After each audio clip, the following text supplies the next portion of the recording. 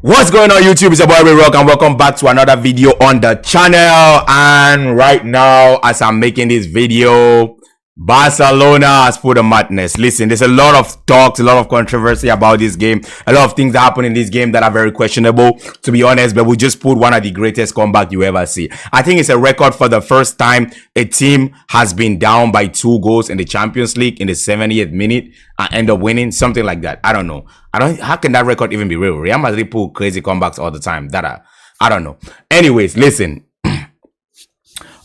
We just won 5-4, by the way. When you hear that scoreline, you know it's a problem, right? Because Barcelona should not be conceding 4 goals in any game of football. That should just never be the case, all right? And then a big stage like the Champions League, I know it's away from home, but the game was an entire chaos. The game was, if you are a neutral, you've just watched probably one of the most entertaining games you've ever watched ever. If you're a Barca fan, at the end of the game, you were happy. You know, you were excited. You probably running around in your room or wherever. Like, come on, Rafinha, he's put another madness, get his name on the headline, you know, try to continue this Ballon d'Or charge that he's on, and you're happy. You're like, the game ended, we got 3 points, you're happy. But you probably, just like me, spend the entire, the majority of your game screaming at your TV, you know, going crazy. What is it defending? Why are you giving away a foul? How is that a penalty? You know, that kind of stuff. That was the type of game that it was. And in general, just a crazy game. Like I said, an entertaining game for the neutral.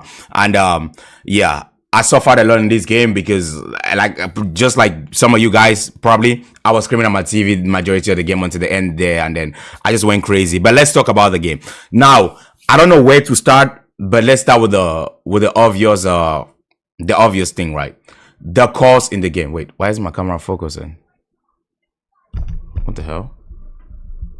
Okay, this is crazy. Alright, there we go. Sorry.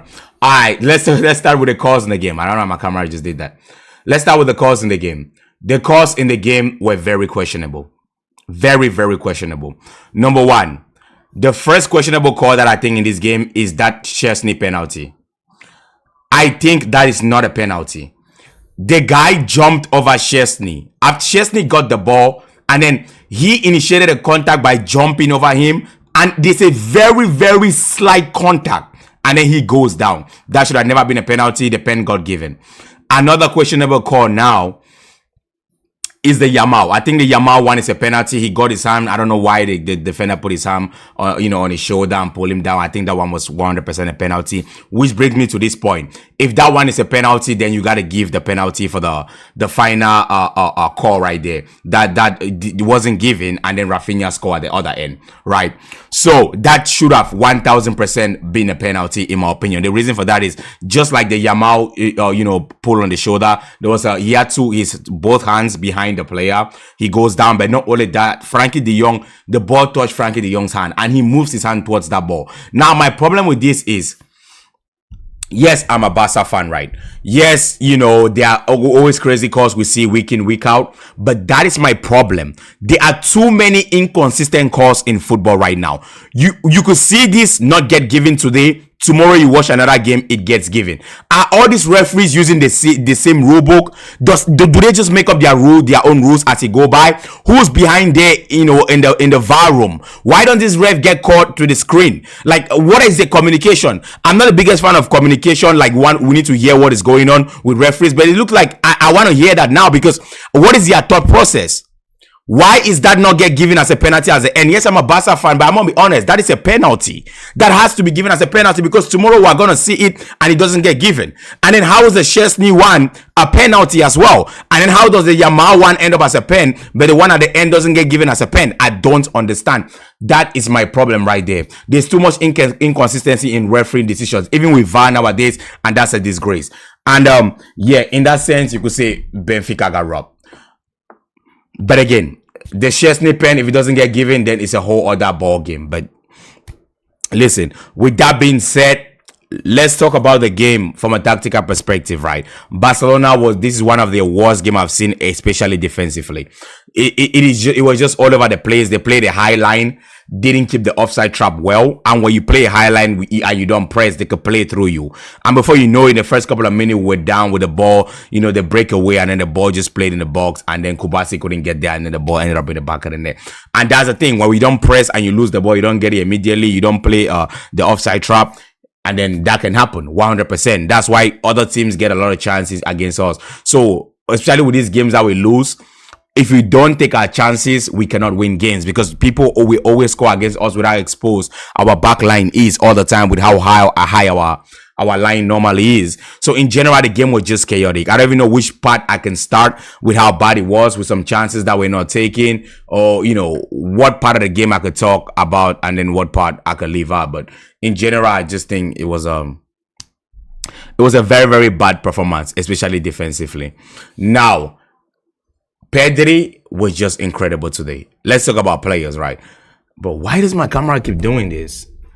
Pedri was just incredible today. He was so insane, like always. And I'm so happy that we ended up with a win, because when he put up this masterclass, or play at this very high level, we end up losing. But today, he got that win. And I'm so happy for him, because he very much deserved it. All over the pitch today, controlling the game, starting almost every single attack. The way he carries the ball is just incredible. So composed on the ball, and a very good assist as well. Rafinha got some chances that he didn't take, but he took that last chance brilliantly. I thought he should have passed. He didn't. Yamal could have impacted the game a lot better. Lewandowski took his pens well. Casado got taken off, and he could have had a better game as well. Araujo was okay. Kubasi as well was okay. But in general, I can't really talk about individual ability when they play, especially defensively, when the team played that bad defensively. So the best thing out of this is the result. It's better to learn when you win than it is to learn when you are losing. And we all know when Barca start losing, it's hard to get back into form or get back into winning ways. It's that in football in general with almost every team, right? When you start losing or stringing a couple of L's, the confidence is down, you start doubting yourself, and then things can go really bad. But when you play this bad and end up finding a way to win, it helps, it helps build the team, or keep the energy and the belief in the team, or and keep the team motivated, right? It's important that we get 3 points and just seal the top 8 finish in the Champions League, so we don't gotta play playoffs. So that win today was big in that aspect, but there's a lot of holes in this team, and a lot that we need to learn from this win. There's a lot to learn from this win, and the win today is the 3 points is really the good thing about today.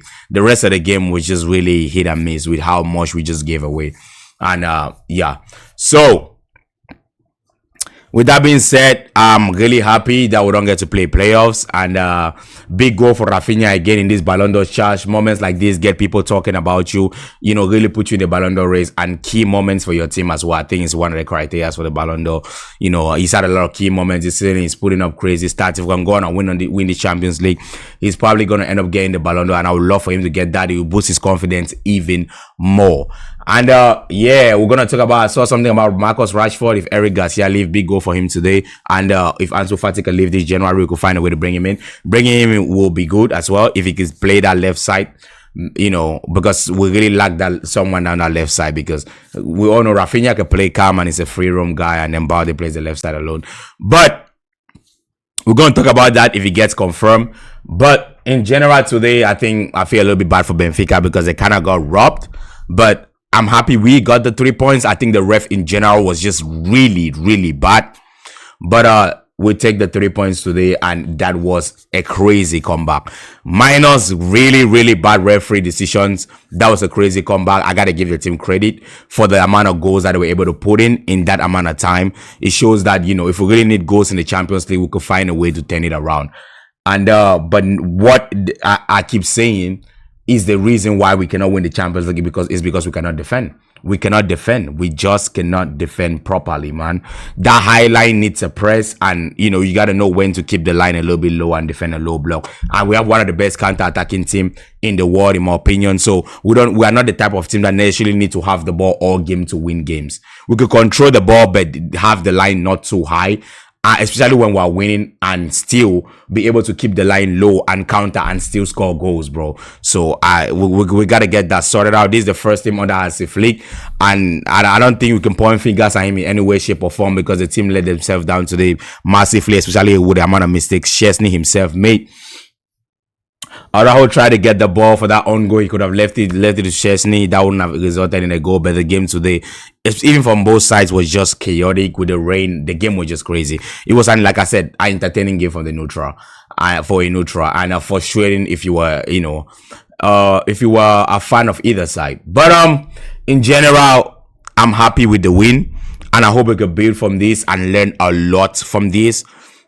We need to not drop points at all in La Liga under any circumstances in like the next 10 plus games. If we do, we are beyond cooked. If we don't, we can even be top spot. I believe we can even be top spot if we like go on a 10 win streak, something like that.